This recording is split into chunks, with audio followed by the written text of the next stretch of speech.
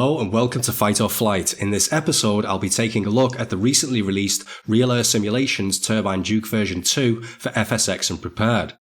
RealAir Simulations are a two-man development team comprised of Sean Maloney and Rob Young and have been developing high-quality, award-winning add-ons for nearly 15 years. Some might say that A2A are currently the cream of the crop when it comes to FSX general aviation, but people shouldn't forget that it was RealAir that introduced some groundbreaking concepts to the flight sim community.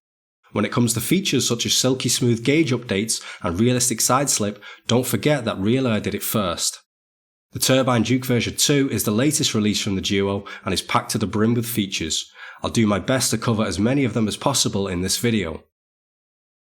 For those of you who don't know, the Turbine Duke version 2 and its predecessor are based on the Beechcraft Duke B60, an aircraft that was built between 1974 and 1983. Some of these 350 B60s were upgraded by a third party to a turboprop configuration, increasing fuel capacity, shortening takeoff and landing distances, and greatly improving the climb rate from a respectable 1600 feet per minute to an eye-watering 4000 feet per minute. The drawbacks being a slightly reduced ceiling limit and increased fuel consumption. Real-world owners of the B60 have likened it to owning a classic sports car, saying that they don't fly the Duke to economise. I've sank just under 40 hours into the Turbine Duke, and while that may not seem a lot to some of the more hardcore crowd out there, I believe it's enough to give a fair and thorough review. As you can see from me floating around the outside view, the external model is a work of art. Comparing it to pictures of the real thing, nothing looks out of place, and the 2048 HD textures really pop. The add-on comes with no fewer than 7 paint schemes, each accompanied by a colour-coordinated interior, and those of you who are fans of walnut dashboards will be pleased to know that you haven't been left out. We'll jump out of the sim for a minute to have a look at the included config app. The app allows you to easily set various config options and preferences. The graphics tab deals with visual options like custom landing lights and dust and grime in the virtual cockpit. I personally think the dust and grime options add a lot of character to the VC, so I keep this all enabled. The click spots option has been known to cause some problems for certain people, but if you're an EasyDock user like me, you'll probably never encounter problems with this feature.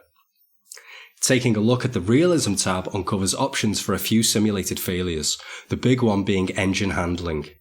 When set to realistic, there's a very real possibility to push the engines beyond their safe operating limits and cause an in-flight preventable failure. The slider below this deals with random engine failure. The developers have stated that the setting of very low will mean that you experience a random engine failure on average every 8 simulator hours.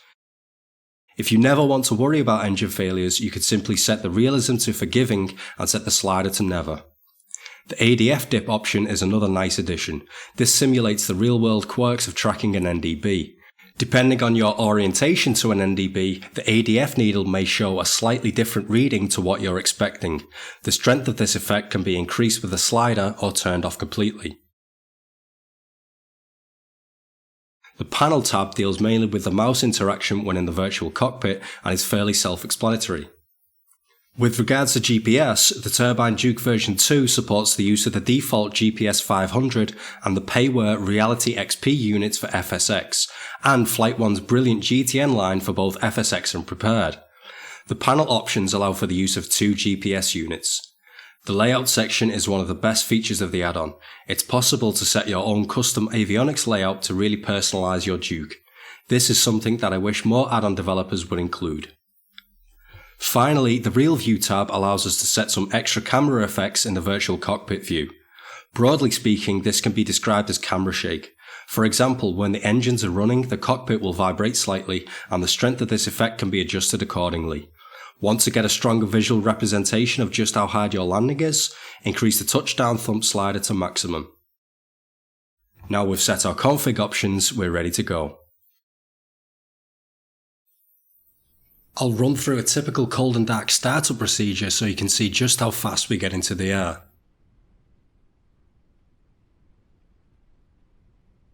Set parking brake and increase props to 100%. After switching the battery on, we'll quickly test the annunciator panels. Both fuel selectors are set to on, fuel boost pumps 1 and 2 on, Right engine ignition on, beacon and nav lights, right engine starter to on. When we see 11% NG, we'll increase the condition lever to around 35%.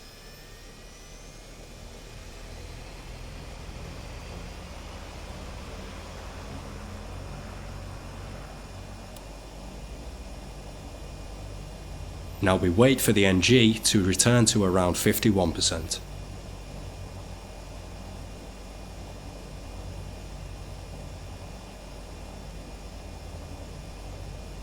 Set ignition to auto and check the voltage for the right generator. Turn off the generator and repeat the procedure for the left engine.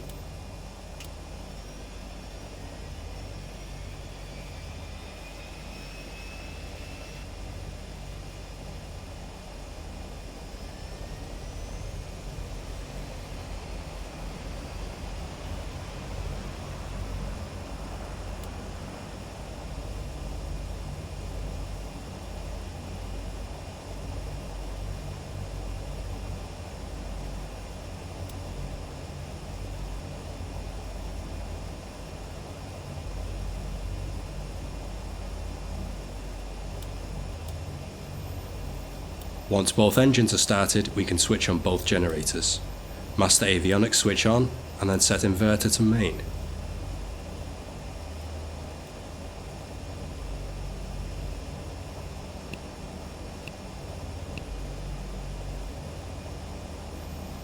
And we're ready to taxi. TOS system test, OK. As you'll notice, I use the condition levers to taxi. Due to the amount of power the engines output, remember to use the condition levers sparingly. After taxiing, you should leave them in the low idle position for the remainder of the flight.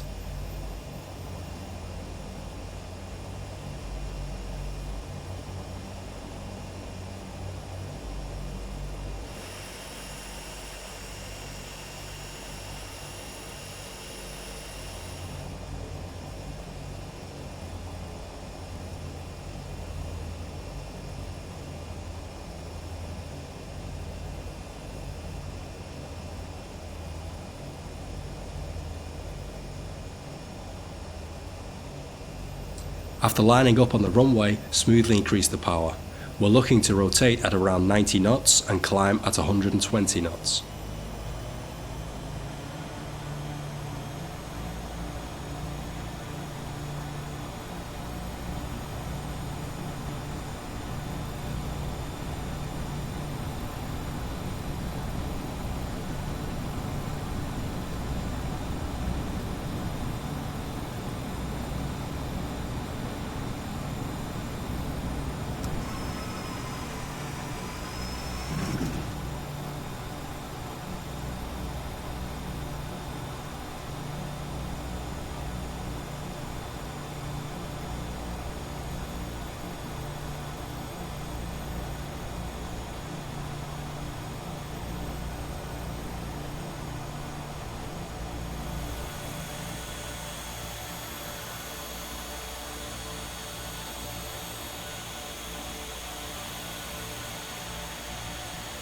As we're approaching cruise altitude, there isn't much to see, so I'll put the autopilot on, and I believe it's time for a montage.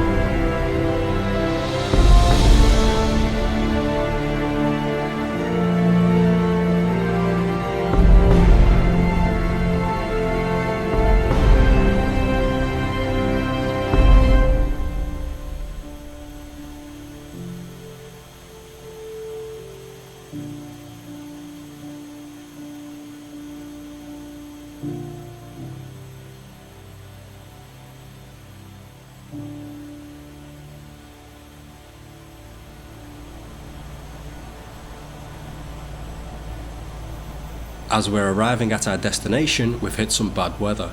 This gives us a great opportunity to see the windshield rain effects in action, another RealAir exclusive. In fact, you could spend upwards of $100 for other add-ons and not see this. We're nearing the runway, so we'll put in our first stage of flaps.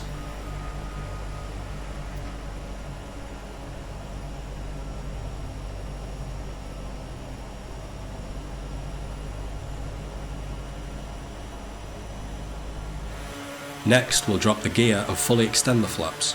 We're looking for an approach speed of roughly 100 knots.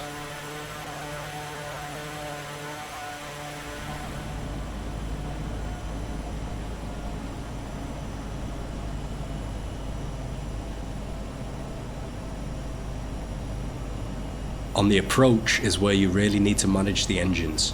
As it's a turboprop, there's a noticeable delay between power levels and engine response.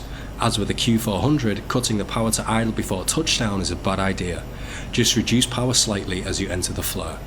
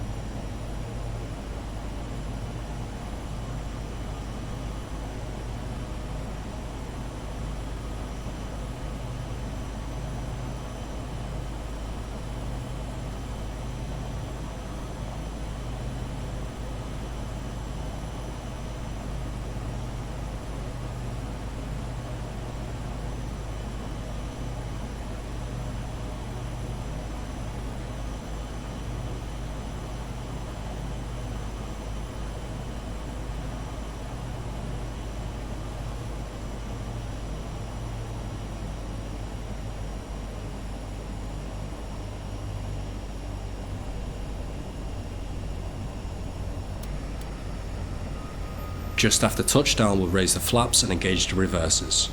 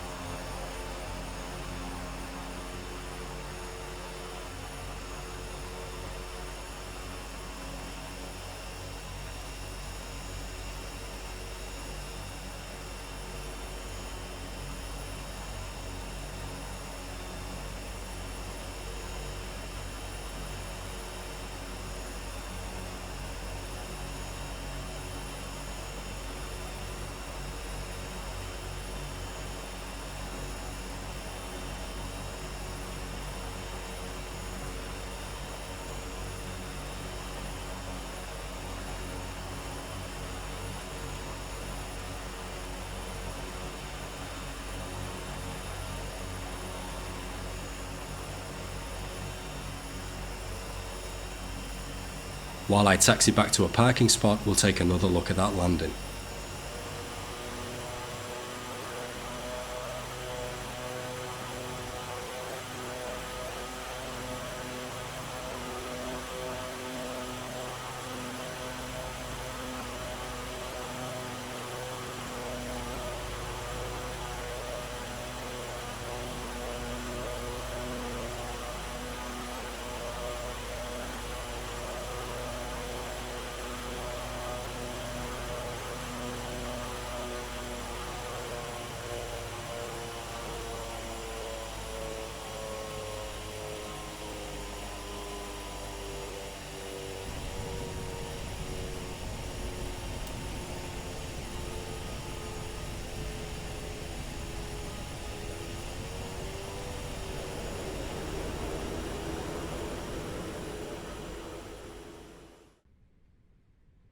I'm a big fan of the Turbine Duke version 2. Great interior and exterior models, very realistic handling and systems modelling, and a lot of configuration options. My only criticisms are that sometimes the nose wheel steering seems a little floaty and the gear and flap sounds from the virtual cockpit seem a little loud. The Turbine Duke version 2 is great for both VFR and IFR, and if you're on the lookout for a GA aircraft that's beefier than a Cessna, then you really can't go wrong. Thanks for watching and see you next time.